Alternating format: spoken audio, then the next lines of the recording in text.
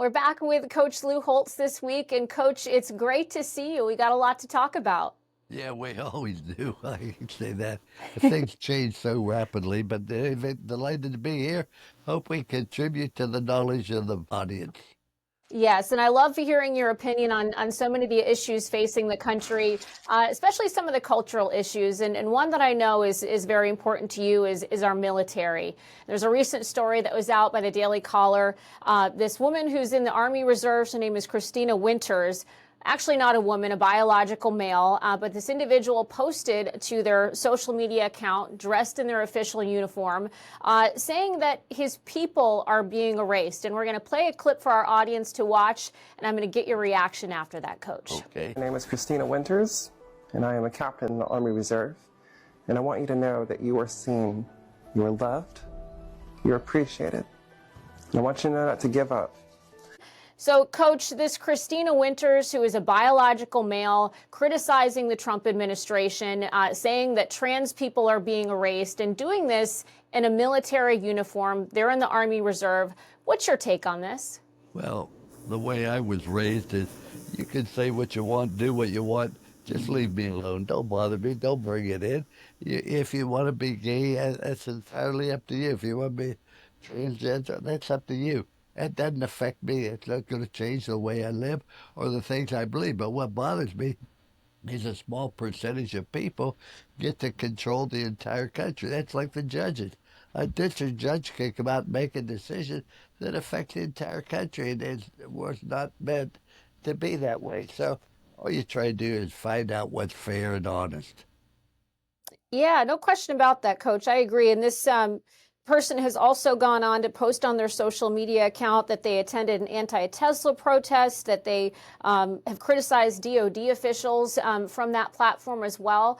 What are your thoughts as that relates to somebody who wants to serve in our military but is so distracted by these outside issues and going out on a platform in a couple times in their professional capacity and making statements and posts like that? Well, the people that are in the military professionally can make that decision better than me.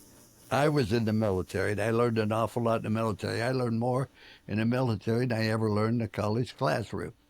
And the one thing I learned was in the military, your obligations to the fellow soldier next to you, not to you.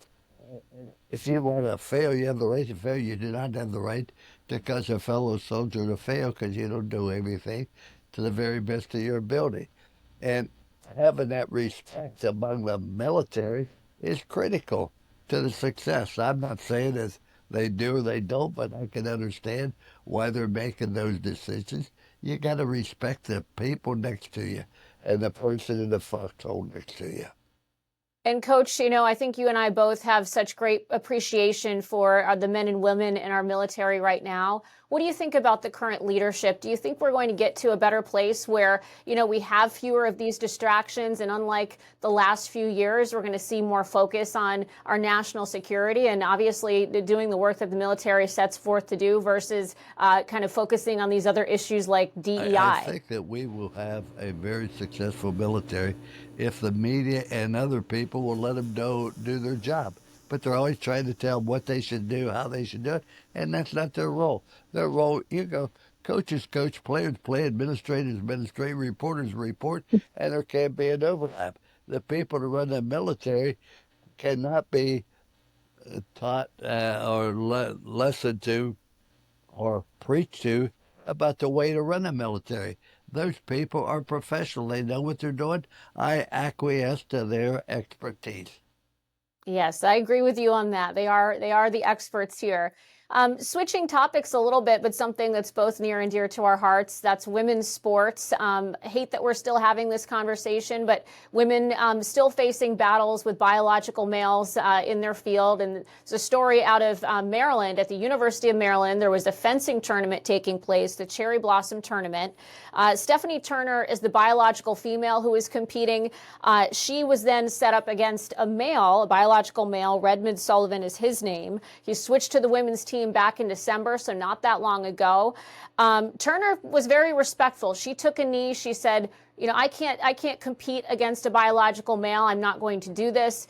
USA Fencing took the side of the biological male and not the side of Stephanie Turner, the female competing in this sport. She was then disqualified, Coach. Obviously, President Trump has taken a stand for women, but there are still battles out there today.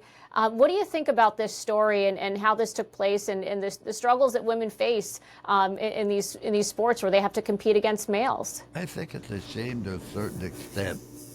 I remember before Title IX came in, it has done so much for women's athletics.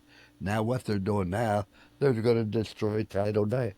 They're destroying a lot of girls' opportunity to get scholarships to be involved in championship events, etc.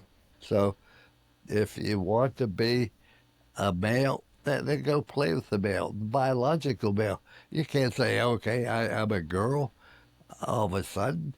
It just doesn't work out that way, although people are saying that's the way this society should be. And it goes back to a small percentage are dictating everybody else what we should believe, what we do, and they're trying to make us feel guilty because we feel differently, and I'm not going to let that happen.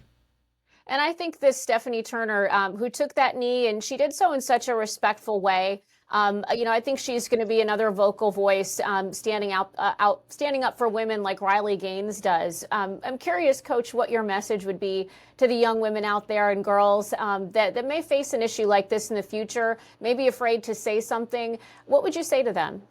I think the women have to stand together on this, or else we won't get back to where men are men and women are women, and they compete against each other, not against the opposite sex on it.